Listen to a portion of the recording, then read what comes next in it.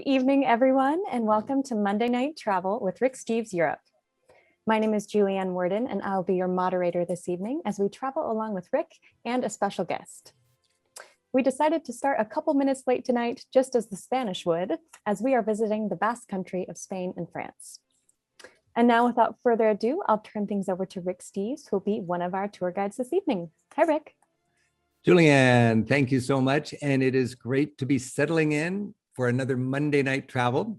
And we're going to go to Basque Country today. And I am so excited to be going to Basque Country. I love Basque Country for many reasons. And one of those reasons is I've got a good friend who lives there. His name is Francisco Glaría, and he's going to join us as our guide. So every Monday we get together. This is our chance to stoke our travel dreams as we're waiting for this COVID pandemic to be through. And it's so exciting now because it does seem like the light is at the end of the tunnel and we can actually start planning our trips again. And Basque Country is certainly one place we might want to go. So settle in. I hope you're comfortable. I hope you got your favorite travel partner with you. Glass of wine, maybe some munchies. I'm drinking some beautiful Spanish Tempranillo wine here. And I want to introduce my food to you, but first, I'd like for you to meet my friend who's coming to us in the middle of the night right now, live from Pamplona in northern Spain. Francisco, are you there? Hello, Rick. Good morning. It's 4 o'clock in the morning here in Spain. First of all, thanks for inviting me to be with you today. It's a great pleasure presenting my culture. So I also have some Tempranillo wine. This nice. wine comes from Navarra. So. Hey, well, it's just great to have you, Francisco. And we just had we just played had a Monday Night Travel an hour and a half ago, and we are well into our bottles of Tempranillo. And I've got to admit, we had a first time in 33 weeks of Monday Night Travel, we had some kind of a tech glitch and I was locked out and I didn't even have time to restock my cheese board. So I've just got leftovers from the last group. I grabbed a couple of chunks of cheese, but it's like 100 degrees here in Seattle, and my cheese literally melted. I don't even want to reach it over because there'll be cheese blood or whatever melts out of cheese all over my keyboard, but it's still delicious. And right here we have a battlefield, Fran, don't we? And this is beautiful Basque cheese. There's no cow cheese here. It's all sheep and goat. You guys are mountain goats, up in the mountains, good sheep. Yeah. We have the Pyrenees, so we have sheep and goats all around here. Yeah, so and then cheeses look so good. Don't they look good? They smell good. And there's something different about this cheese board, Fran, and it is little jams and candied walnuts and quince and soaked cherries and just delightful ways to gild the lily. What are the different things we could put on our goat cheese and our sheep cheese here? So the thing is that we like the cheese to be strong, they're quite flavorful. And to calm it down, we put a little bit of sweet into it. So it can be apple or quince jelly or caramelized almonds. So it's... Because there's no you don't have no stinking mild cheese in Basque Country. This is good mountain cheese and it is delightful. And I've been enjoying that. I've also got something called Gilda and, and I'm learning about that. This is Gilda and it's named for a Rita Hayworth movie, right? Yes. Remember the movie, the one the glove put the blame on me. Oh, that Gilda. So, well, there you go. There's my Gildas.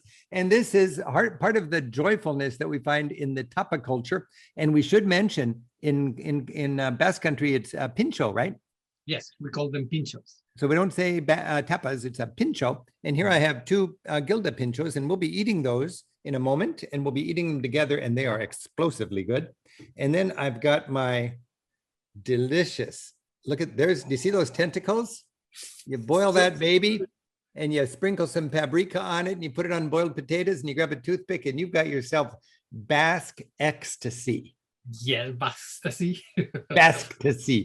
And this is Gallego style. And when you see the word Gallego, that would mean from Galicia, the northwest corner of Spain, right? So,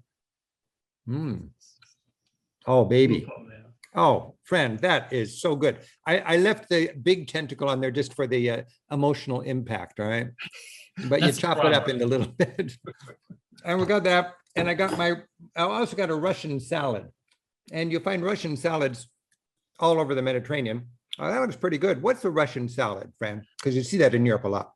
Potato, boiled carrots, peas, tuna, mayonnaise. It's fresh. It's everywhere around the Spain anywhere. And the Russian ensalada Rus, it goes all the way back to a famous restaurant back in the 1860s in Moscow, invented this thing, and it became a hit in Europe. So we have lots of good food. We have some great wine. Tempranillo. Now that's the name of a grape, right? A Tempranillo. And 90% of all the grapes made planted grown for wine in Spain are this particular grape. Yeah, it's very fresh. It has body, so it's a very good wine. In fact, the wine that you're drinking, it's very good. I mean, isn't that nice? Look at that. Reserva for 2013. I would love to join you with that one. Well, you've got a few miles to travel, my friend, but I'm sure you've got some wine. What do you have there? What are you eating, friend? So what am I eating? You are a professional showing the food. I am not. Ooh, look at those beautiful eels. Yes, those are baby eels. Where are they? Here they are. They are so good. Then I have some olives. These ones are with paprika as well. Yeah. I have a gilda because it is the Basque tapa. Yeah. I have roncal cheese from the Pyrenees here in Spain. And I have salmon because here we have rivers that we fish salmon, and it's a very traditional tapa. So yeah. Hey, can you eat an eel for me right now with 2,000 people watching? I'm just curious how that's. Okay. Well, they might look creepy, but they're like, they're so good. You just ate a whole family of eels.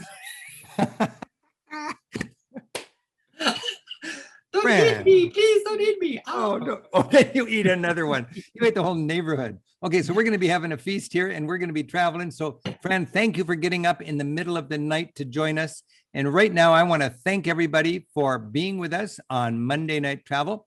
And we're going to go to a show we produced that covers the best of Basque Country in 30 minutes. And we're so glad to have you along. Let's go. Hi, I'm Rick Steves, back with more of the best of Europe. This time, we're in for a stunning array of cultural treats, and it's more than just great food. This is the land of the Basque people.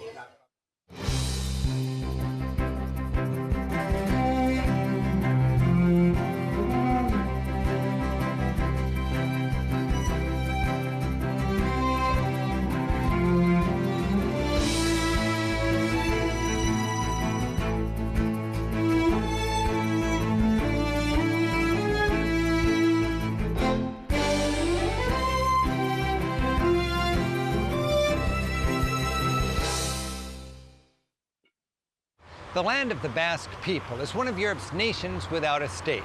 Its territory split between France and Spain. With a stubborn spirit and an industrious nature, the Basques celebrate their rich heritage while embracing the future. We'll enjoy the classic Basque experiences in the classic Basque places. Sunny beaches, spectacular modern architecture, tasty tapas, charming villages, venerable men's clubs, a dramatic coastline, and a lightning-fast sport.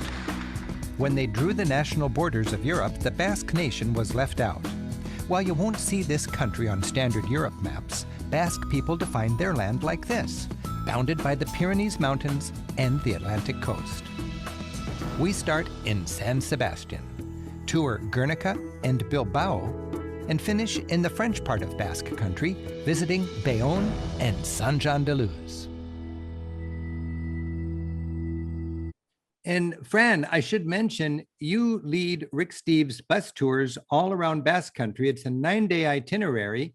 And if you look at that string of stops and you add your hometown of Pamplona, which is sort of in the southern area of the green, that's really the best 9 days in Basque Country, isn't it?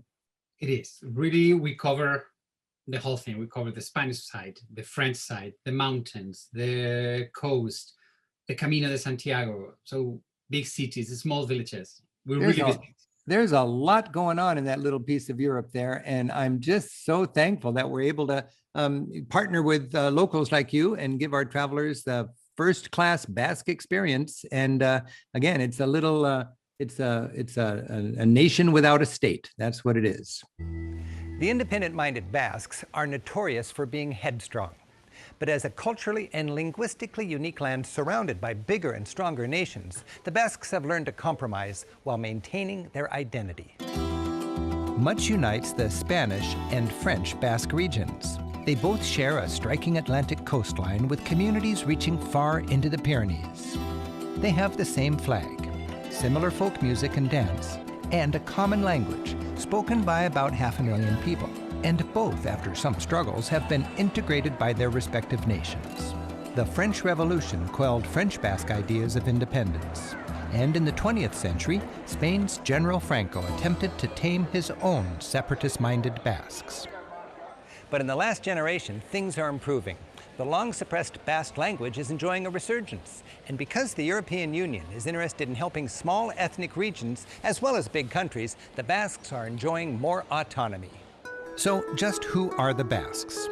Sure, you can still find a few beret-capped shepherds that fit the traditional cliché, but the vast majority of Basques are modern and relatively prosperous city dwellers. Widespread Spanish and French immigration has made it difficult to know who actually has Basque ethnic roots. Locals consider anyone who speaks the Basque language to be Basque. So, Fran, when we think about Basque culture, we have our cliched version of a guy in a beret with a bunch of sheep up in the mountains making cheese and so on. But there is a Basque diaspora where Basque people have left the Basque country to lands far away. I know even in the United States.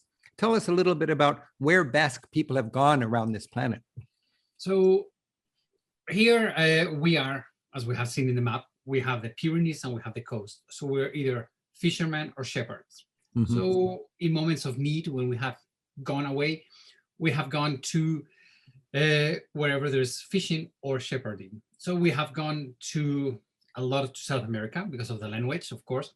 And in the United States and Canada, we have gone to, for example, in Miami, there's a big Basque. In fact, in Miami, they play alai because of the Basque tradition. Uh-huh. But you can find in Bakersfield, in California, in Idaho, in Boise, there's a huge Basque population. So wherever there are sheep, there's Basque people. Okay, so in California and in Idaho, and a lot of Americans' image of Basque culture is what they've seen from traditional communities in Idaho and California. And if it's anything like Norwegians in America, they may be even a little more traditional than the people back in the old country. Big time. I mean, to me, I've had the pleasure to visit Bakersfield.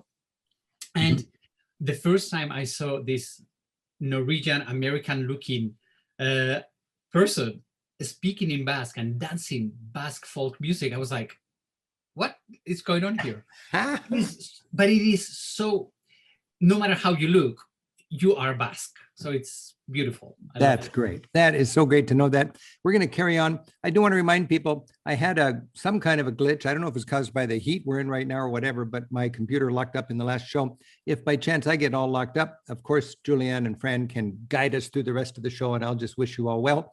But God willing, we're going to carry on with all three of us here. If you know where to look, Basque customs are strong and lively, perhaps nowhere more so than in one of their favorite sports, called alai. Players use a long wicker basket to whip a ball, smaller and far harder than a baseball, off walls at more than 150 miles per hour.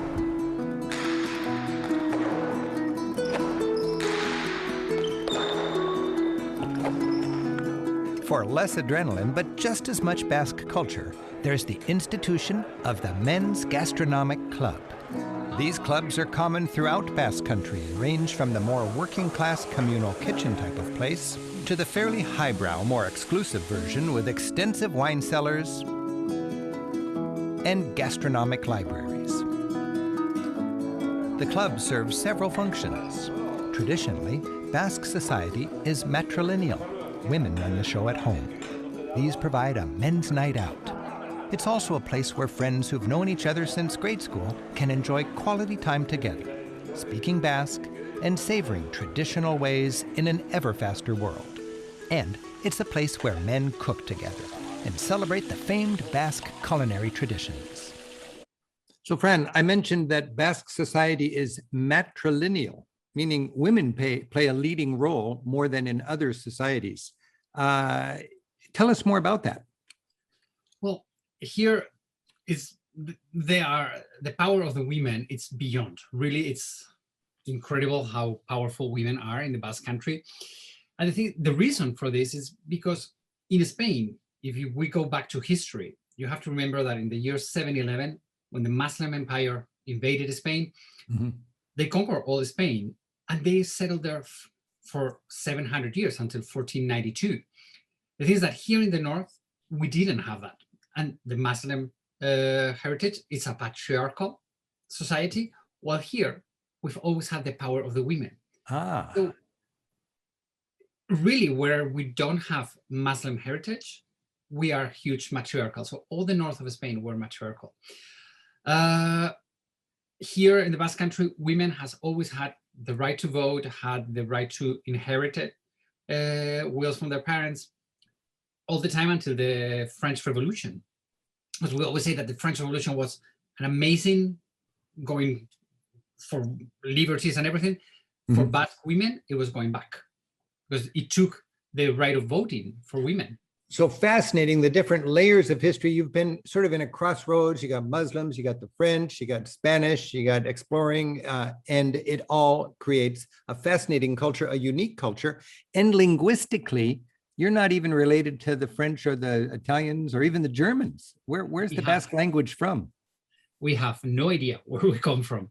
We're considered one of the oldest languages in the world, and we do not have Latin base or Anglo-Saxon base. So there's 3 languages like this in Europe: Hungarian, Finnish, and Basque. And nobody knows, probably east of the Ural Mountains that divides Western Russia and Eastern Russia, do you think? Yes. Somewhere way over in Mongolia or something like that. So we have no idea where we come from. Wow. We know we've been here forever, but that's why when you play Scrabble in Basque, you score a lot of points. Yeah, and especially because we have a lot of K's and X's. K's and X's, big long words with K's. Do you play Scrabble in Basque language? No, it's impossible. It's too difficult. Too difficult. Here we go. While much of Basque Country is in France, most of the land, industry, and people are in Spain. And many consider Spanish Basque culture to be feistier and more colorful than that of the more integrated French Basques. The leading tourist destination in Spain's Basque Country is San Sebastián. Shimmering above its breathtaking bay, elegant and prosperous San Sebastián, or Donostia as locals call their town, is your best home base for exploring Basque Country. With its romantic setting on the sea, lively old town, and its soaring statue of Christ gazing over the city, San Sebastián has a mini Rio de Janeiro aura. Its shell-shaped Playa de la Concha, the pride of San Sebastián, boasts one of Europe's loveliest stretches of sand. Look at that beach, by the way. That's got to be one of the most beautiful beaches anywhere in Spain. In fact, it is considered one of the most beautiful city beaches in the world. A city beach. It's right there, a city beach. That's a good distinction. And the Costa del Sol, when you go to, you got the Costa Brava and the Costa del Sol, that's going to be very touristed, very hot. I think, remember, in the north of Spain, it's much more comfortable. That's where I'd hang out, I think, is right here on the beach in Basque Country. By the way, Fran, you're eating a lot for 3 or 4 o'clock in the morning. Is this breakfast or dinner, or are you just kind of... Who cares? It's food, so it's good. It's good. It's good food, that's for sure. We're going to be eating in just a minute in the show here, and we'll eat together then. While sunbathers pack its shores in the summer, the elegant promenade is pleasantly devoid of commercialism. For a century, the promenade's wrought iron balustrade has been a symbol of the city. It shows up on everything from headboards to jewelry. In the 1840s, Spain's Queen Isabel II was a regular here on the beach. Her doctors recommended she treat her skin problems by bathing here in the sea. Spain's aristocracy took note, and soon San Sebastián was on the map as a seaside resort. By the turn of the 20th century, San Sebastián was the toast of the Belle Epoque and a leading resort for Europe's beautiful people. Hotels, theaters, and casinos flourished. Even the anti-Basque dictator of Spain, Franco, enjoyed 35 summers here in a place he was sure to call not Donostia, but San Sebastián. Huddled under its once protective hill is the Old Town. This is where San Sebastián was born about 1,000 years ago. Its port, while sleepy today, has long hosted the town's hard-working fishing boats. Because the town was almost entirely rebuilt after an 1813 fire, its architecture is generally neoclassical and uniform. Still, the grid plan of streets hides surprises: ornate Baroque and Gothic churches, delightful plazas, and shops offering fascinating insights into this culture. Local guide Itzatzo Petrocarena is joining me, so my window shopping will take on some meaning, such as the importance of salted cod. This shop, it's all about cod. It's very, very important for the Basque culture. Salted cod has been part of our culture, economy, and daily food. Historically, sailors used to have it in their boats. Now it's very, very big part of our cultural heritage as well as our gastronomy. What is the word in Basque? Bacalaua. Like Spanish, bacalao. Bacalao. Bacalaua. Bacalaua, yes. And what is the recipe? The recipe, you have to soak it in water for 48 hours. So I can't just take it now and eat it. No, I'm afraid not. Have to wait. But there are plenty of taste treats. That's so cute. The recipe, soak it in water for 48 hours. Bacalao. You can eat right now. Shops show how, with the fertile land, Basque cuisine is rich and varied. You are going to love this. Okay, why? Okay, the cheese, Idiazabal cheese, Yep. mixing with walnuts and apple jelly. All together, Together? Yeah. beautiful flavor. Let's have some. Get a piece of this So one. 3 things together here. Yes. Okay. Piece of this, some walnuts, Okay. and we finish with some sweet. Oh, In this case so- is apple jam. Apple jam. So Yes. sheep cheese from the mountains, Mhm. walnuts, Walnuts, and apple jam. all together. All together. Okay, friend, let's have a little feast. I'm going to cut my sheep cheese from the mountain. We have that here. And I've got a little bit of apple jam to put on it. And one thing I taught my children was you don't need to gild the lily. If something is perfect, you don't need to make it more perfect. This cheese is perfect, but I'm going to gild the lily right now with no apologies. And I'm going to gild the gilded lily. I'm going to put a piece of walnut soaked in honey on top of it here. And that's my little Basque delight. It's so good. I mean, Is it's that- like you have the sweetness, you have the bitter of the cheese, so it's perfect. Okay, say goodbye. Osasuna, salud. Well, I want to go right back to looking at these clips. It reminds me of the fun I have researching this for my guidebook and the fun we have taking our groups around. It must be so much fun for you as a guide to take a couple dozen Americans around the city and introduce them to all this amazing cuisine that is so accessible because you eat it in little munchies in the delis and you eat it at the tapas tables and so on. I can hardly wait to get back. Friend, with COVID, we're seeing a lot of people in the streets and so on. How are things right now in Basque Country for COVID? Well, right now, 2 days ago, we have removed masks in the streets. If it's not crowded, if it's crowded, we have to put the mask on. Inside of places, we have to wear masks. Vaccination-wise, we have 35% of the people with 2 vaccines and a 54% with 1 vaccine. So in about a month, it's going to be pretty much 55% of the population vaccinated, which is pretty cool. And things are going to change due to COVID because the tapas, everybody's trying to figure it out how to do it, because before it was you get a plate and you serve yourself. Yeah. We don't know if it's going to work that way anymore. Yeah. We'll see. I think it'll be incremental. At first, there'll probably be plexiglass and point and no touching. But then maybe after everybody gets their vaccination, slowly it'll go back to normal, I hope.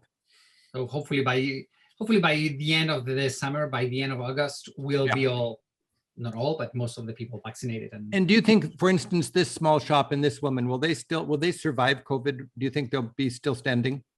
One of the good things about the Basque Country is that most of these shops, they don't live for tourism. So a lot of locals we buy in these shops. Okay. So they've had a difficult time, but they're surviving. Yeah, they're little by little. Combination. This is a very traditional dessert here in the Basque land. You have the salty and the sweet and the Basque cheese. The Basque cheese. How do you say delicious in Basque? Also, ona. Also onau. Also onau. That's very good. So tell me about this marijuana store. Well, in Spain, it is illegal to sell it, but you can grow it at home, but only for your own personal use. That's Okay, it. so this shop would sell seeds and tools to help you grow at home. Yes. As is the case in more and more countries, low-key shops cater to the needs of locals who enjoy marijuana legally by growing it at home. If this variety of plant appeals, just ask for the proper seeds. And some grow lamps. Maybe a handbook for this new niche in the gardening market. And then perhaps get the latest on just the right liquid fertilizer. The old town's main square. Fran, I have to stop there for a moment because for a lot of Americans, depending on where they live, if they are traveling around and they see a big marijuana sign hanging outside of a shop in a cute little cobbled medieval town, they're going to wonder what's going on here. In half of the United States, you can go to jail for smoking marijuana, and in half of the United States, you can invite your friends over and have a party, and it's part of the economy. And it's in a time of change, and we're realizing it makes no sense to lock up pot smokers. This was 10 years ago. What's the news for incarceration and marijuana and also opioid problems? Because people are realizing the opioid problem is much more serious than the marijuana situation. I mean, in fact, the marijuana situation, really, there's no situation. You cannot sell it, but you can produce it. Okay. So you find all of these shops. So it has normalized, and it's easy, and you're not shocked anymore. It's like, okay, what a big deal. So it's like, old news. You're not going to get arrested for growing a little bit of marijuana for your own personal use. Yeah, I mean, and it's fun because you can buy seeds from one country or different country and try to taste different things. So it's okay. Yep. Now, as you're saying, we're beginning to see the problem with opiations. Well, that's how you say it. Opioid Opioids. problem. Yep. Which is legal because the doctors can Yes. send it to you, and it's totally addictive. So to me, on my end, it's like, okay, we have come along with marijuana. Let's try to do something with opiates because it's not a good thing, and we see where we're going. So we need to take care of this. We're waking up to that in the United States. I mean, nobody dies smoking marijuana, and people are in jail for marijuana. And 60,000 people last year in our country died because of opioid overdoses. And pharmaceutical companies are making money off of it.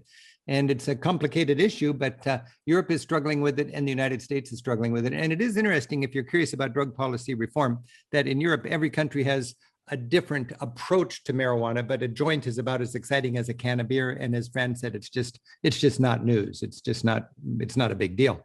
Lined with inviting cafe tables today is where bullfights used to be held. Balconies still sport their seat numbers. Above it all, the seal of San Sebastián shows a merchant ship, a reminder of the Basque Country's rich seafaring heritage. People say the best food in Spain is in the Basque Country, and from the Basque Country, the best food is here in San Sebastián. Let's go in, let's go. I can hardly wait. San Sebastián is famous for its many bars offering a dazzling array of tapas. They're called pinchos in Basque. Basically, you belly up to the bar, point to what you like, and munch away. Canguro caliente. Zurrito is a small beer in Basque. Don't worry, they'll keep track of what you eat and drink. It's rude to put dirty napkins on the counter. They belong on the floor. No matter how much you like a place, save room for the next bar. You want to be mobile. That's part of the fun. San Sebastián, we have so many bars that I cannot even count them. We go bar hopping, and every bar has its own specialty. In San Sebastián, we have so many bars, I cannot even count them. And, you know, Basque bars are spilling all over Spain. There's such a beautiful pincho tapa culture. You can find Basque bars in Madrid and in Barcelona and everywhere. I think one little telltale sign is when you find food with toothpicks on it, you just grab the plate, you eat it, and you leave the toothpick on your plate. And then when it's time to leave, you pay for the toothpicks. It's €2 per toothpick or whatever. So if you had 5 plates, you give them €10 and you're on your way to the next place. Is that about right, Fran? Yeah, I mean, that's in the rest of Spain, and it's one of the most fashionable ways of eating tapas right now in Spain. And as you say, it's a great experience, and you're gonna be paying €2 for one tapa. And how many times have you ever had baby eel or octopus?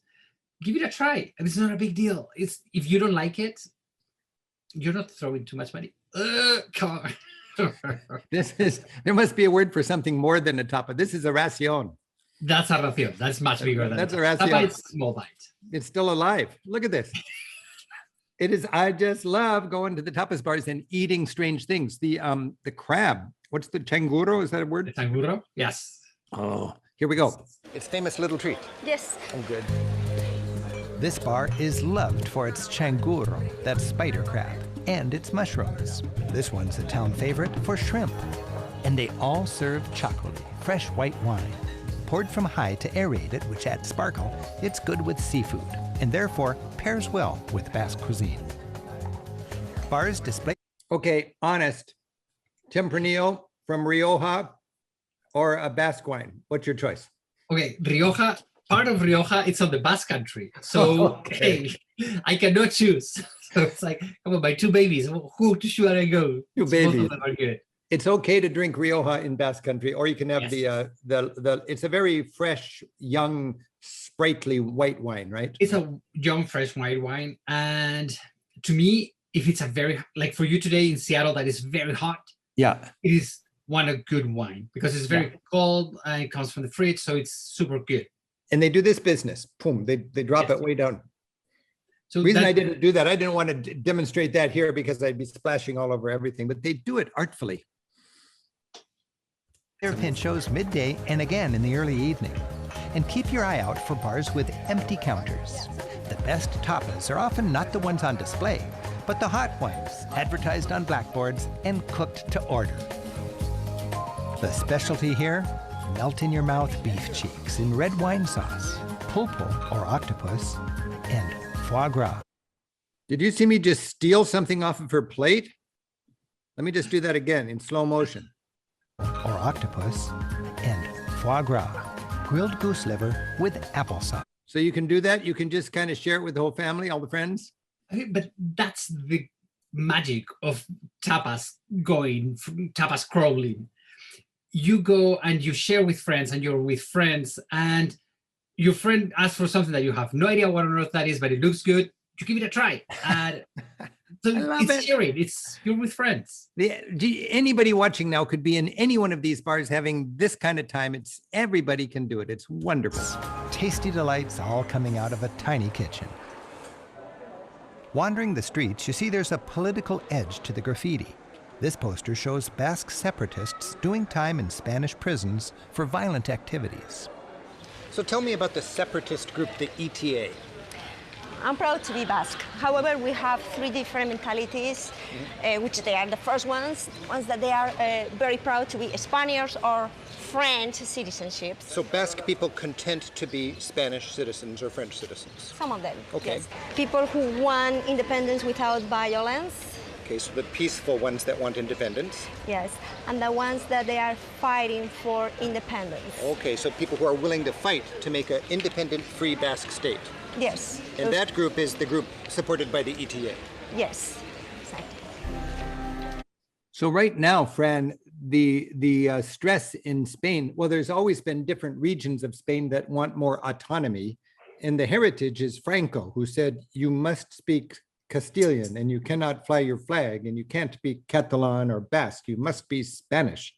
Consequently, the Catalonians around Barcelona and the Basque people in the northern part of Spain, they've had these problems. And you even have the terrorist group ETA working to make a free Basque country.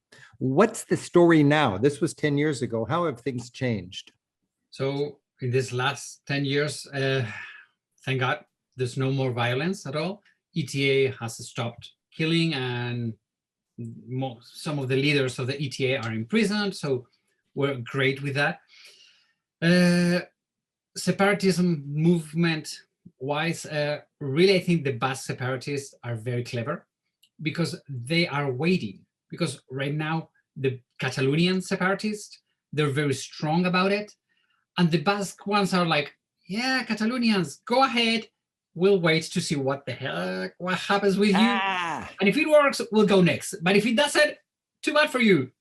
Well, you know, the ETA was doing a lot of the frontline work before, And now they've suffered and they've had hard times, and many of their people are in prison. So now they're laying low and they're waiting for Catalan to see how they can get some dignity or independence or autonomy from Madrid. And Madrid knows what it gives to Catalan, it would need to give to Basque Country. Eh? Yes. But that's a global issue in Europe. Yeah. I mean, this is not just a Spanish issue. We have the Flemish, we have the Brexit issue. What's going on? I mean, and we're not talking a few sheep farmers here. We're talking the industrial heartland of Spain, Bilbao and Catalan. I think these are very important parts of the industrial economy of Spain, I think, aren't they? We're probably two of the most healthy, economically speaking, parts of Spain. Yeah. So if we go out, it's like, what's going to happen in Spain? That cuts Spain's economic clout by a major percent. Well, I'm glad that things are going peaceful, and I'm glad that as Europe unites, the little groups, the Basques and the Catalans and different groups around Europe, they have more autonomy because, you know, you can break away from Spain, but you can't break away from Europe. You're all part of that family. And in Brussels, the politicians, they want all of the regions to have their freedom to have their language and exercise a little more autonomy. So this is actually a promising time, I would think. It is. I think, I mean, really, we don't have to fight to be Basque. So to me, say I want out of Spain, to me, it's not in my personal radar. I'm like, I'm Basque. I am what I am. That's it. So, and you're all Europeans, and it's the EU is going to be going. So patience, I think, is a good thing. Mm-hmm. Certain pubs have separatist sympathies. You'll know by the photos of prisoners and political murals on the walls. Well, the struggle for Basque independence is in a relatively calm stage, with the vast majority opposing violent tactics. There are still underlying tensions between Spain and those among the Basques who aspire to more autonomy.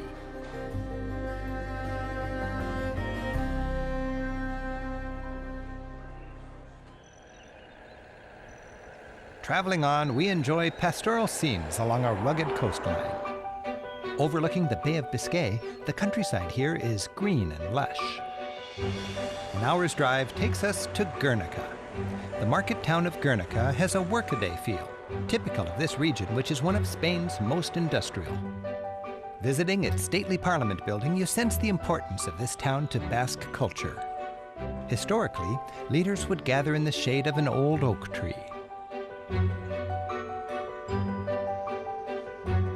And this new oak tree, supposedly a descendant of the original one, reminds the Basque people of their unique clan traditions. In the adjacent assembly chamber, historic portraits of Basque lords surround today's representatives. And high above, a medieval lord swears allegiance to the almost sacred Book of Basque Laws. In the next room, a stained glass ceiling causes Basque hearts to stir. A sage leader standing under that venerated oak tree holds the old law, which provided structure to Basque society for centuries. Around him are groups representing the traditional Basque livelihoods: sailors and fishermen, miners and steelworkers, and farmers. And it's all set in a classic Basque landscape. While it does have deep cultural roots, most people know Guernica for a horrific event in the years leading up to World War II. Guernica was bombed flat in 1937.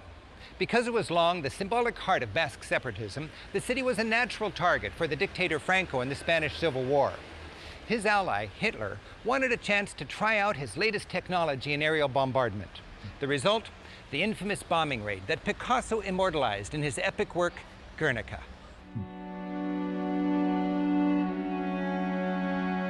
Picasso's mural, considered by many to be the greatest anti-war work of art ever, tells the story. It was market day. The town was filled with farmers from the countryside. First, a single German warplane bombed bridges and roads leading out of the town. Then, more planes arrived. 3 hours of relentless saturation bombing followed. people running through the streets were strafed with machine gun fire. By sunset, the planes had left, leaving thousands of casualties and Guernica in rubble. Whoa. I've seen this many times. I've seen this is in Madrid, in the Great Gallery in Madrid, where they have Guernica. In a way, this is the national piece of art of Europe from the 20th century. I mean, this is a powerful piece of art, and it's all remembering the tragedy of Guernica. Fran, it must be a powerful experience for you as a Basque person to show people visiting from the United States Guernica and to teach about this tragedy. What's that like for you? What's your goal? How do you do it? Well, to tell you the truth, when I lead your tours and we go to Guernica, to me it's the most stressing day because it's very personal. It touches way too deep. I mean, we were killed just because you are different. You were killed because you are Basque, and there was no reason for that. It was just the total destruction of the city. It was horrible. And the greatness of what happened is that Pablo Picasso heard about it and painted this amazing anti-war icon that it's incredible. Now it stays at the Queen Sofia Museum in Madrid. To me, it's overwhelming. And I understand there's a huge version of this in the main hall at the United Nations building in New York City. Yes, at the entrance, it's a huge tapestry. It's life-size. You have to think that it's a mural. It's not a painting. It's a huge mural. Right. And it's very meaningful because whenever they have to go to war and they're going to announce they're going to go to war, it is such a powerful painting that they cover it. They actually cover it up. When we were, who was it? Colin Powell was convincing the United Nations and America that we needed to go to war in, I guess it was Iraq. They actually covered it up because this is a poignant reminder of the reality of war. I mean, just the what we call collateral damage, innocent civilians being killed. And it's quite poignant. I was just thinking today, Fran, how Hitler could have bombed Bilbao, which was an important industrial base. It would have been more physically damaging for Spain to bomb Bilbao, it would have been more physically for Franco's enemies. But they chose not to bomb the industrial heartland, but to bomb the spiritual heart of Basque Country, and that was the less industrial city, but the sacred city of Guernica. I mean, Bilbao, it would have been killing the physical. Yeah. Guernica, it's the heart, it's the soul. It's where we are. You have to think that in Guernica, our ancestors from thousands of years before, they have all gathered under the Guernica tree to decide what's going on in the Basque culture. So I'm just such a sucker for that kind of history and that kind of passion and that kind of culture. And Fran, I'm so thankful that we're able to share this with our travelers, and we have guides like you on our tours that can really give this a thoughtful experience. I don't think people can see you and me, but I get to see you during this broadcast, and we keep holding up our glasses to each other. And I'm on the west coast of the United States, and here in Spain, and we're drinking together thanks to this beautiful technology. Salud. Here's to everybody that's with us on Monday Night Travel. This is just great to be together. And we've been actually, I just want to come a little bit bigger here like this. Now we can do this. Let's have another drink there, Fran. There we go. Salud. We say here, Osasuna. What, say again? Osasuna. Osasuna. Tempranillo. Very good one. Tempranillo. Hey, I want to introduce my friend Gilda. Look at this. It looks like a Picasso. Yep. You got your Gilda there. Now this is, Spain does something crazy. They skewer explosive flavors together and they require you to eat them at the same time. Mm-hmm. Because this is a pepper, this is an anchovy, and this is a stuffed olive. Yes. And this is the perfect pincho because contains all the flavors, all the textures. It's like you eat it and explodes in your mouth. So I'm going to try just a little bit of this pepper. Oh boy, that is hot. That's not a sweet pepper, baby. Now you eat it. So I'm going to do this out of solidarity with Basque Country. I'm going to eat the whole thing. Okay, there we go. So, here's to you. Here's to Gilda. Salud. Ah.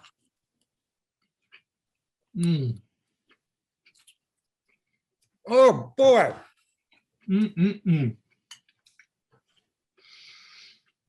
That'll wake you up.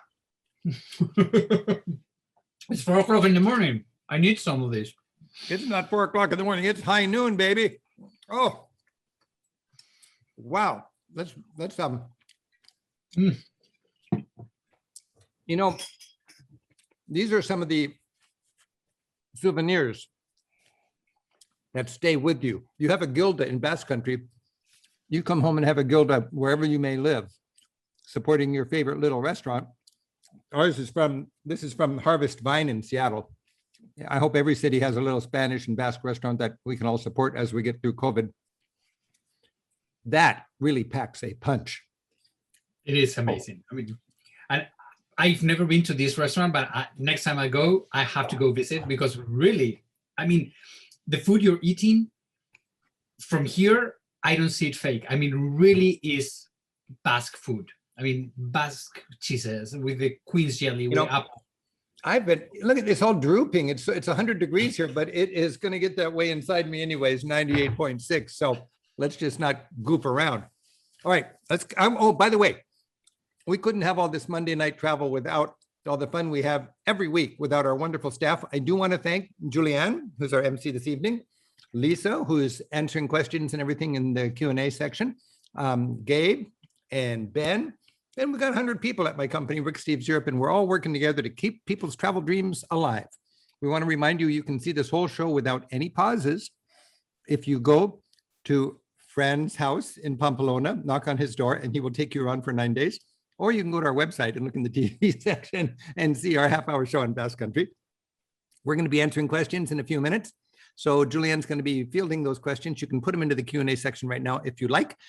I do want to remind you that we have all of the connections to important information associated with this broadcast in the chat section. Most importantly, Fran's website. We have 100 guides in Europe, and Fran is one of them.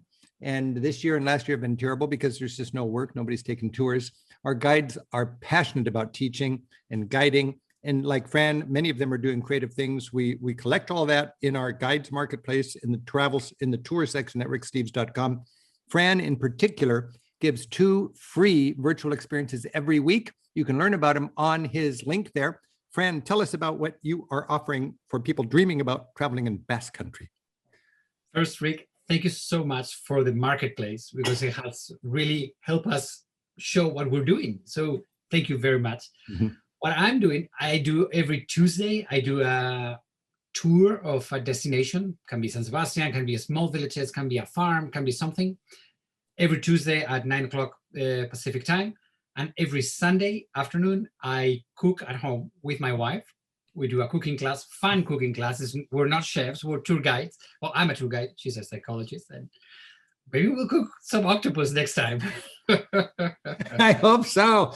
Hey, well, those are great. They're free. I've seen your work. You're fantastic. I know you are because you lead our tours. By the way, I was just noticing we've got 17 Basque tours booked for 2022. 15 of them are sold out. There's still 2 more with seats on them. I'll remind you, it's worth being on the wait list because things change, and those on the wait list are the first to know if we add a new tour or if somebody has to cancel, we need a seat to fill. But our friend Francisco does many of our tours, and we just have guides I can totally vouch for. Hey, let's go back to our trip around Basque Country, and then in a few minutes, we will actually be having a Q&A time with Fran. Here we go.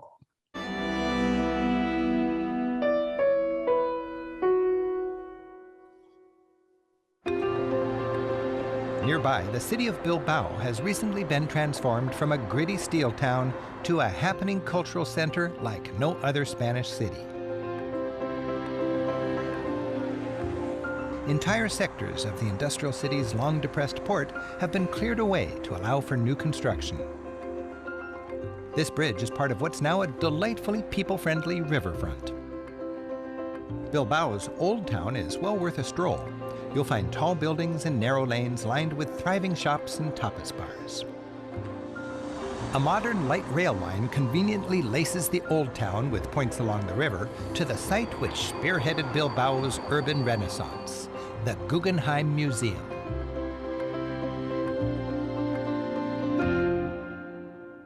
While its contemporary art collection is impressive, it's the building, designed by Frank Gehry and opened in 1997, that's created a stir in the world of architecture and put Bilbao on the traveler's map. Gehry's groundbreaking design helped set a new standard for architecture. Using cutting-edge technologies, unusual materials, and daring forms, he created a piece of architectural sculpture that smoothly integrates with its environment. With the bridges, pedestrian promenade, and art all complementing the building, it's an engaging ensemble. Gehry was inspired by a variety of visions. For instance, to him, the building's multiple forms jostle like a loose crate of bottles. Guarding the main entrance is Jeff Koon's towering West Highland Terrier, made of 60,000 living plants, which blossom in a carefully planned visual concert. A joyful structure, it takes viewers back to their childhood. Puppy, as it's known to locals, was meant to be temporary, but the people of Bilbao fell in love with Puppy, so they bought it.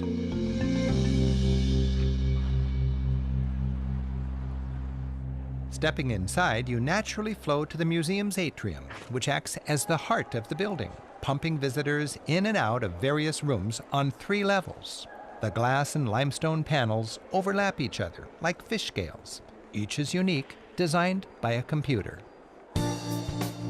Joyful as the building is, the art it holds is even more fun. While the museum's audio guides give meaning to the abstract art, my hunch is that the artists are entirely happy for us to simply wander, interact, and play with their creations.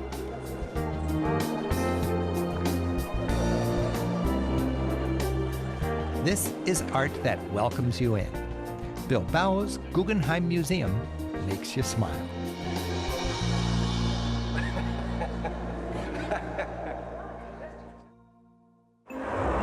By the way, I got to say, it's a great museum, not just for the goofy mirrors, of course, but there's some really mind-bending modern art. And the building itself, as I mentioned in the script there, is every bit as interesting as the art it contains. And there's wonderful guided tours that let you appreciate the Frank Gehry architecture and also the art of whatever you're seeing. That's in it's always a revolving exhibit. So it's just an amazing experience when you go to Bilbao. Now we're going to head up into the mountains. And to me, there's 3 zones in Basque Country. You got Spanish Basque Country, you got French Basque Country, and you got up in the mountains. And we're going to see each of those. Now we're heading up into the mountains, and then we'll go to French. From here, we leave the coast and head inland. Within an hour, we cross into the French part of Basque Country. Traditional village settings reflect the colors of the Basque flag, red and white buildings nestled in the green of the foothills of the Pyrenees. Spared the beach scene development of the coast, these villages offer a more rustic glimpse of Basque culture.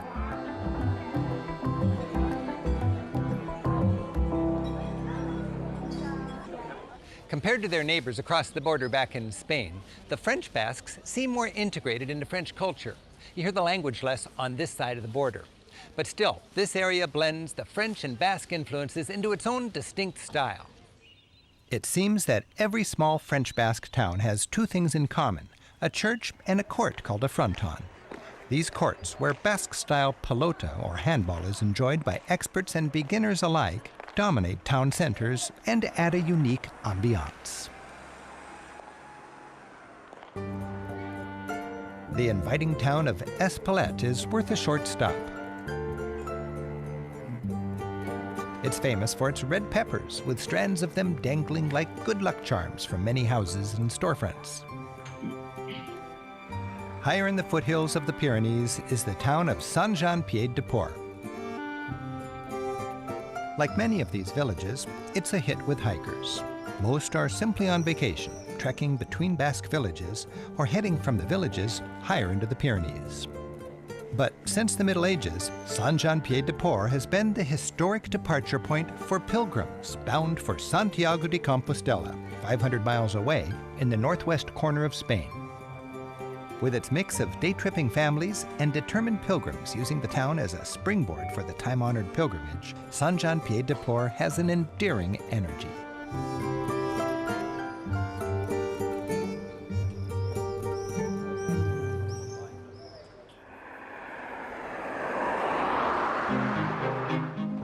To feel the urban pulse of French Basque Country, visit Bayonne, back down on the Atlantic coast. So let me just break in here as I'm munching my pulpo. Is that the word? Pulpo? Pulpo. Pulpo. It's nice with the paprika sauce. That's Gallego style, eh? Very, very good. And also with boiled potatoes. It's a meal in itself. You could go into a bar and just have pulpo Gallego, and you got your octopus, you got your potatoes, and you got your glass of wine, you're set.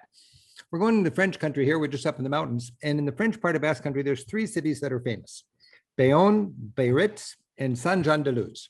Saint-Jean-de-Luz, we're going to see, it's the last of the ones we're going to see, is one of my favorite little towns in all of Europe. I just love Saint-Jean-de-Luz, the cute French Basque town on the sea with a great maritime heritage. Bayonne is the big heavyweight capital shown here. We were here on a Sunday. It was tough to make it look lively. We managed because we found some people dancing, but I remember it was really disappointing because we had to be here on a Sunday. And Biarritz is the most famous city. It's a resort, and I just don't like Biarritz at all. So we skipped it entirely in our show. So if you're going to do a balanced look at Basque Country, you got to do French and Spanish, got to do the mountains. And in the French part, I would do Bayonne and Saint-Jean-de-Luz, the 2 towns we're going to see right now. In the town's old center, tall, slender buildings decorated in Basque fashion with green and red shutters tower above narrow streets. Bayonne's cathedral, funded by its former whaling industry, stands bold and tall amid quaint lanes. We're here on a Sunday when the streets are quiet, but surprises reward those who poke around. This group is celebrating its cultural roots. While we're in Basque Country, these dancers made it clear to us that rather than being Basque, they were of Gascony descent, from a time when the English ruled this bit of France. Just another reminder of the ethnic complexity of Europe.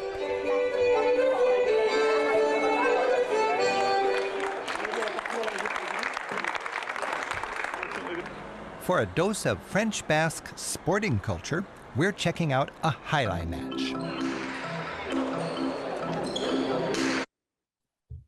Notice how everybody's heads are going like this all together.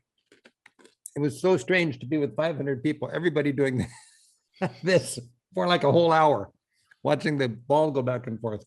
You'll see, if we get to the bloopers, I don't know if we'll have time for them, but I wanted to do a thing where I was going the opposite direction of everybody. It was hard to film, but I think we pulled it off. But it's a great experience to go to one of these matches. While kids play on the village courts, the pros take the game to another level. And the audience takes the sport just as seriously. The mascot is cute, the crowd's revved up, the sport is lightning fast. And the rocketing ball clearly holds everyone's attention.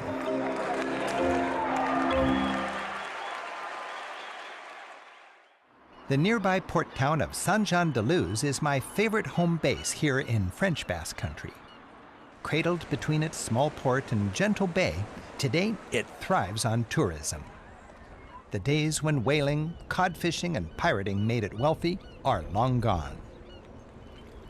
Saint-Jean-de-Luz feels cute and non-threatening today, but in the 17th century, it was a home port to the fearsome Basque corsairs. These pirates looted and plundered with the French government's blessing. And the wealth they brought home is evident in the town's fine timbered buildings. The main square, Place Louis XIV, is a hub of action and serves as the town's communal living room. It was named for King Louis XIV, who was married here in a small church just down the street.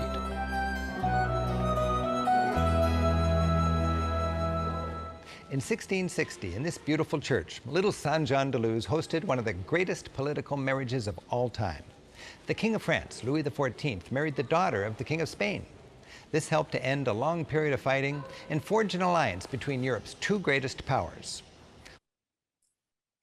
If you ever find yourself producing a TV show and you have something that you think is important to say that's historic, and it can be related to a church, there's nothing better than sitting down in a pew. It's a beautiful setting. It's peaceful. You're in control. There's no, distracting noises going on. You got this sumptuous background and soft focus, and you can concentrate at looking into the camera and communicating what you want to communicate without any sunshine glaring down on you and burying your eyes in shadows and so on.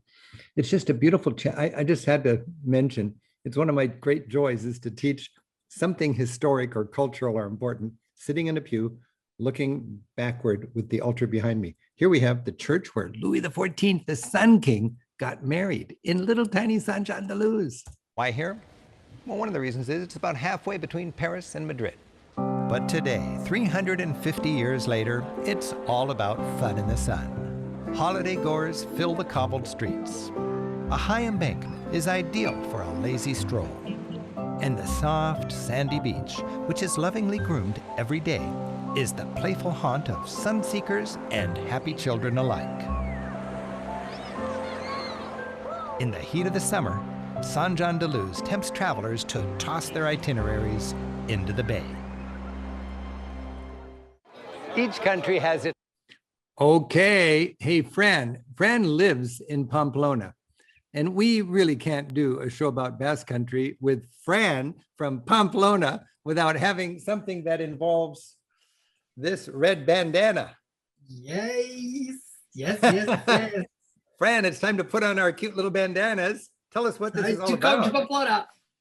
Oh my goodness. Here we go. Okay, this is one of my favorite souvenirs. I love scarves that relate to festivals. Okay, so this is the Running of the Bulls, but it's not called the Running of the Bulls. It's the festival of some Christian martyr who was beheaded a long, long time ago and made everything all bloody up here, right? Yes, it was the Saint San Fermin, who was the first person baptized in Pamplona, and because of that, he was beheaded. So we remember Saint Fermin. Saint Fermin, that's the remember for this. Okay. And San Fermin, it's him. Gotcha. Okay. And when we went with our crew to Pamplona, it was the Running of the Bulls. This happens for like 8 days every July, by 8 o'clock in the morning. We were there. We decided we wanted 2 shots at it because the Running of the Bulls lasts about 2 minutes. And if the bulls are all together, you don't know. If the bulls stay together, it's just like, boom, and that was it. It's kind of like traveling 1,000 miles to see the Tour de France. Boom. Okay, that was fun. Well, it's the bulls. Boom. So if the bulls stretch out, then you get lots to see. We had 2 cameras. Carl, the lead cameraman, and Simon, the producer, had a little camera just to add an extra option. Fran parked us here and there, and he cued us in on what's going to happen. And we had 2 mornings where we got to shoot this, cut it all together. Everything you're going to see here in the next 3 or 4 minutes was shot by our cameras, 4 cameras, or 4 times, 2 cameras, 2 runs, and cut together. And it was such a blessing to have Fran there because you have to anticipate what's going to happen. And as Fran will tell us all, there's a lot more to the Festival of San Fermin than 2 minutes of Running of the Bulls, as we'll see here in a minute. Oh, I got to go back and share this baby. So here we go. This was a bit we had in our Great Festivals of Europe show. And of course, the Running of the Bulls was part of that. Iconic celebration. In France, it's fireworks over the Eiffel Tower. In Italy, it's a crazy horse race. And in Spain, it's bullfighting. Next on our party tour, the biggest bull festival of all, Pamplona's Running of the Bulls. Officially known as the Festival of San Fermin, the Running of the Bulls is perhaps Europe's greatest adrenaline festival. For 9 days each July, throngs of visitors, most dressed in the traditional white with red sashes and kerchiefs, come to run with the bulls and a whole lot more. The festival, which packs this city, has deep roots. For centuries, the people of this region have honored Saint Fermin, their patron saint, with processions and parties. He was decapitated in the 2nd century for his faith, and the red bandanas you see everywhere are a distant reminder of his martyrdom. And you know, I don't think anybody on this square knows or even cares. But at the Church of San Fermin, it's a capacity crowd, and there's no question what to wear for this Mass. To this day, locals look to Fermin, their hometown saint, for protection. Back out on the streets, it's a party for young and old. There's plenty of fun for kids, and towering giants add a playful mystique to the festivities.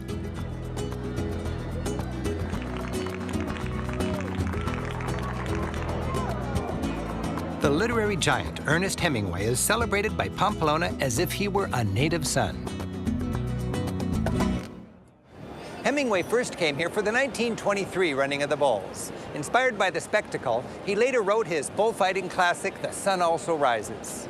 He said he enjoyed seeing two wild animals running together, one on two legs and the other on four. Hemingway put Pamplona on the world map. When he first visited, it was a dusty town of 30,000 with an obscure bullfighting festival. Now, 1 million people a year come here for one of the world's great parties. After dark, the town erupts into a rollicking party scene.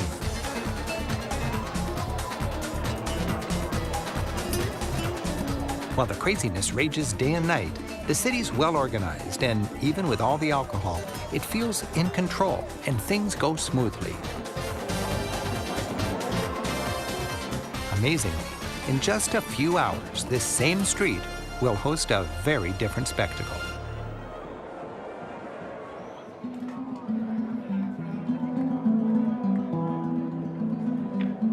Well, I got to say, this is such a well-oiled party machine. The same 24-hour cycle, 8 days in a row, every July. And I just thought it was very impressive. I mean, you had all that chaos on the street, everything gets cleaned up, then the running of the bulls, then all of the parades and the festivals and the masses, and then the dinners, and then the people stay up all night, and then the running again. And it just, I'm not really that big into festivals in Europe, and this is one that I just absolutely loved. The running of the bulls takes place early each morning. Spectators claim a vantage point at the crack of dawn. Early in the morning? Nope. For many of these revelers, it's the end of a long night. The anticipation itself is thrilling. Security crews sweep those not running out of the way. Shop windows and doors are boarded up. Fencing is set up to keep the bulls on course and protect the crowd. The runners are called mozos. While many are just finishing up a night of drinking, others train for the event. They take the ritual seriously and run every year. At 8 o'clock, a rocket is fired and the mozos take off. Moments later, a second rocket means the bulls have been released. They stampede half a mile through the town from their pens to the bullfighting arena. At full gallop, it goes by fast.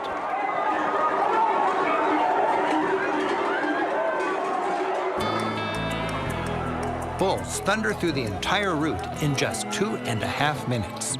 The mozos try to run in front of the bulls for as long as possible, usually just a few seconds, before diving out of the way. They say on a good run, you feel the breath of the bull on the back of your legs. Fran, have you ever felt the breath of the bull on the back of your legs? Yes, many times, many times. I used to run a long time ago when I was brainless and especially single. Brainless and signal, the two requirements to be a mozo. Then I got married and brain came to me, I guess. Do a lot of women have a prerequisite? You're not going to run in the bulls if we're going to have a family. Yeah, so you're going to be problems if you run. You're married. And those mozos, I mean, there's lots of just, fraternity guys that get drunk and show off for their girlfriends. Or there's a lot of serious athletes that take this very, tell us a little bit about the mozos, how it's really, they take it seriously. Really, the running of the bulls is nothing to take light. I mean, you can die out of this. So Right. It's not like, oh, I'm drunk, I'm going to run. No, Right. You should not. And in fact, here, the police does an amazing job trying to get people drunk out of the way. Yeah. If you're not in perfect shape, they will try to get you out. There's people that trains all year long to run with the bulls. So it is a very serious thing. It is fun. And we here, the locals, we want people to enjoy it. If you get a couple of stitches or a bruise, okay, but we don't want you to die or anything like that. So If you do fall down, I think the most important advice is what? duck and cover. Duck Like and cover. That's every Not time I fall fun. down in Spain, even if there's no bulls, I just go like that. And I'll wait This until way. it's quiet. Don't get up until it's all clear. Okay. Cruel as this all seems for the bulls who scramble for footing on the cobblestones as they rush toward their doom in the bull ring, the human participants don't come out unscathed. Each year, dozens of people are gored or trampled. Over the last century, 15 mozos have been killed at the event.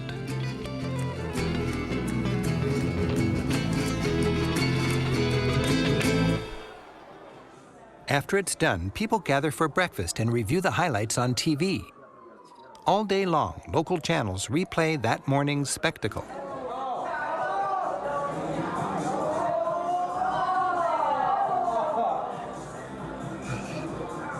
The festival's energy courses through the city. Overlooking the main square, the venerable Cafe Iruña pulses with music and dance. While the masses fill the streets, VIPs fill the city's ballrooms. It seems everyone is caught up in this festival of San Fermin. The Basques, even though split between France and Spain, remain a vital culture. And a visit here provides a vivid look at the resilience of Europe's smaller ethnic groups. I'm Rick Steves. Until next time, keep on traveling. It's hot. It's hot. Sorry, Carla, it's like burning hot. And before long, San Sebastián was a regular on the big-time beach resort map.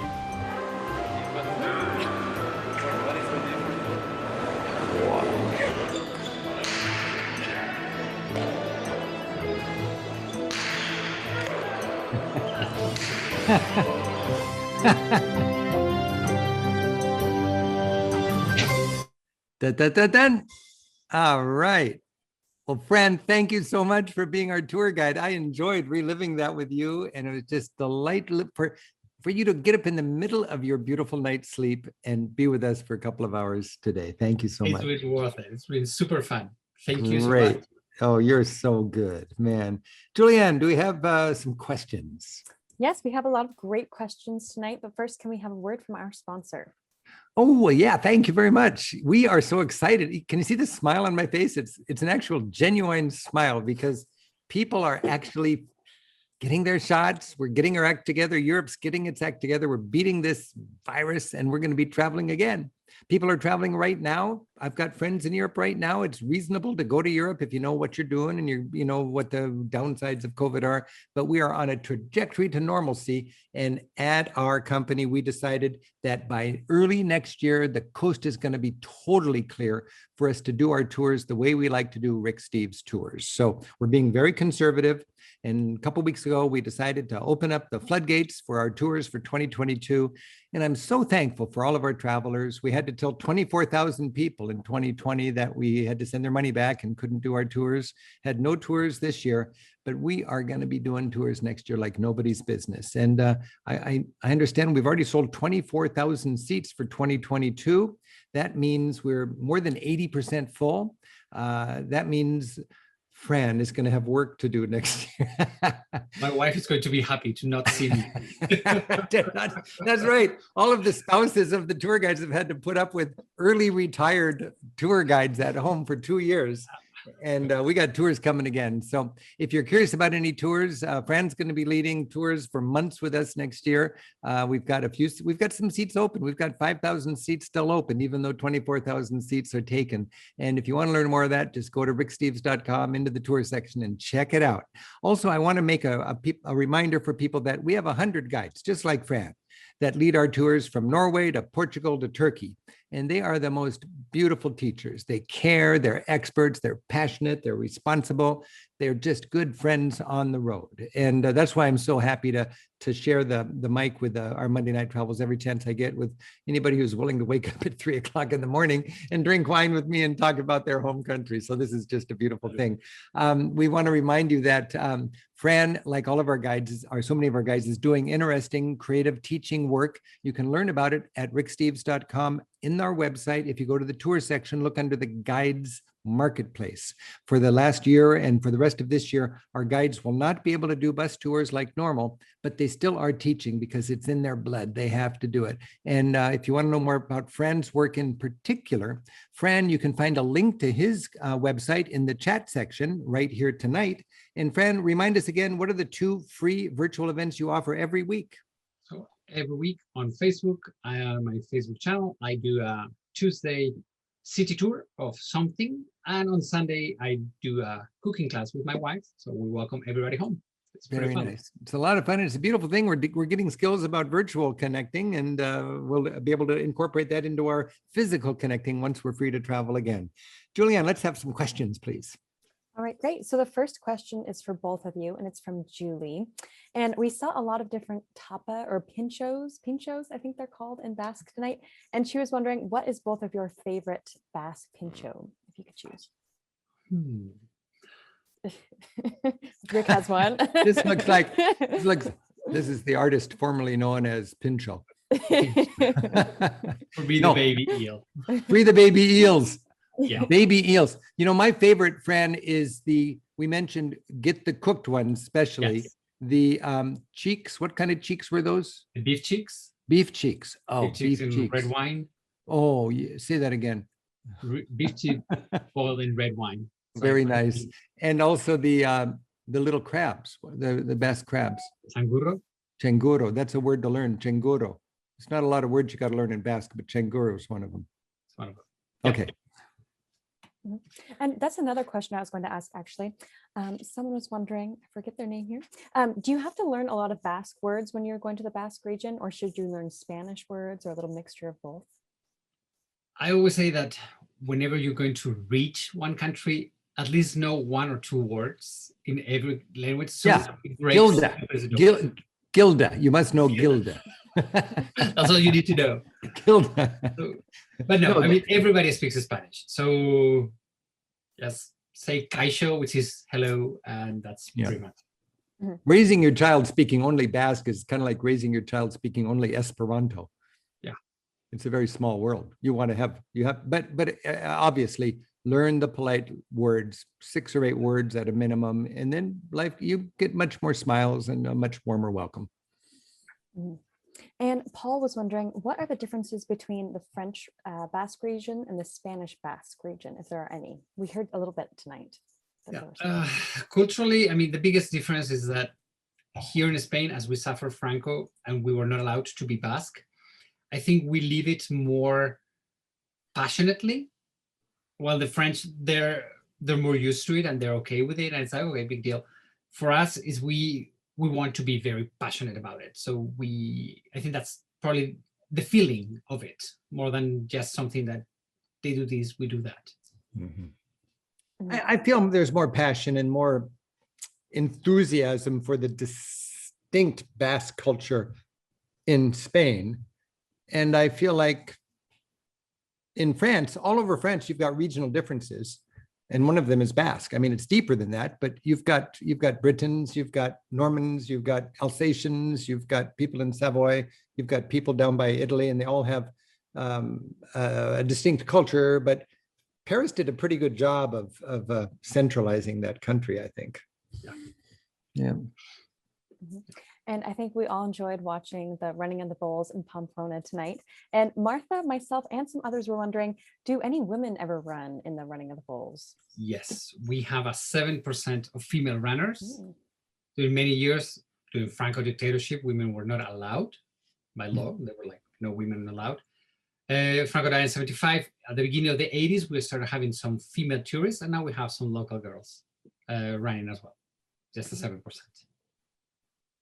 Well, has anyone ever become a couple running in the Running of the Bulls, the way they met? I assume, yeah. I mean, there are a lot of couples that both of them run, but you never run with a friend. That's a very important thing, because if your friend falls and you're going to help him or her, 2 people are in danger. So you run from here to here, and the other friend will run from here to here. You don't run the same stretch. Oh, I didn't realize that you can do a relay. Yeah. So because it's impossible to run the whole thing. It's way too fast. I would run for 100 meters before the bulls got there. And then you can take over. Let's say like 70% of the people do that. Okay. You know, I was sitting on the top of the fence there, in where the journalists can be, which was closer than all the regular tourists, and all these macho guys, you know, running. And when the bulls were there, I saw them trying to ooze and squeeze and bend under the fence for safety. And I saw the terror on their faces. There was nothing impressive about their masculinity at that point. They were scared to death. They were really 6 half-a-ton animals with huge horns like this coming to you is like, hey, get the hell out of here. I wonder if Hemingway ever ran. Nope, he did not. The thing is that the first day he was here, he saw somebody being gored and died. And he said, yay, that's for you guys. I'll write about it. Yeah. I'll write about it. Oh, he didn't write. And Fran, earlier today, I asked about that doll that you have in that bookshelf behind you. And I think I might have even seen someone dressed up as him in the Pamplona running of the bulls. Let me get this guy here. So these are the puppets during the riding of the bulls. We have these guys that represent the bad, the evil things. And what they do is they have this sponge that they smack the head of the kids, like, whaka! I mean, the best job in the world. It's like, you're paid to beat down kids. It's super fun. The kids love it. And the thing is that the funny thing, okay, hopefully nobody gets offended, but for us, the hat that he's wearing, it's a French hat. It's a Napoleonic hat, because nobody is worse than Napoleon. The Frenchies are the worst ones back then. Now we get along very well with the French, but these figures, the original ones, are from the 18th century. So we love them. When you say the Frenchies, you're talking about the old-fashioned Frenchies with the three-point hats that would three-point hat. They would hit you with more than a foam ball. Yeah, they would. Yeah, with a bayonet. That came from Bayonne. That was from Bayonne. So here. So yes. And our last question for tonight: how is tour guiding going for you in Spain, Fran? I might have seen a fun post on Facebook from you the other day. Tour guiding, it's starting. In fact, 2 days ago, I did my first tour guiding for the last 422 days with real people, which was like, I cried because I'm a big crybaby. So I was like, welcome. It was so emotional. It was like, it felt so good to be with people. I love doing the virtual guiding. Wow. But having the human touch, it's so special. You are amazing. That is so cool. After more than 400 days, and now you have a real living, breathing student to turn on to your culture. That is so great. Oh, man. Well, I'm happy that we have a lot of travels to look forward to. Fran, thank you so much. I hope you can go back to sleep after your second dinner and take a little more of that Tempranillo, that beautiful wine.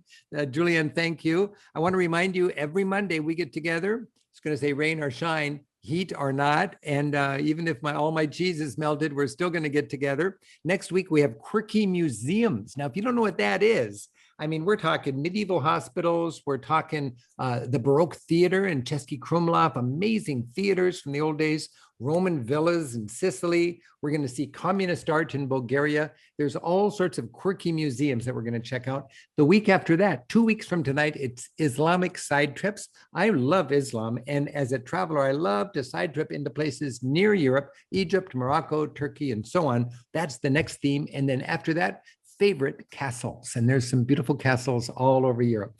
Thank you for giving me something to look forward to every Monday as we get together and celebrate our freedom and our opportunity to travel. We've got a lot of great travels coming up. So once again, thanks to Fran for joining us from all the way from Pamplona in northern Spain. And we want to wish you happy travels. Good night. Good night.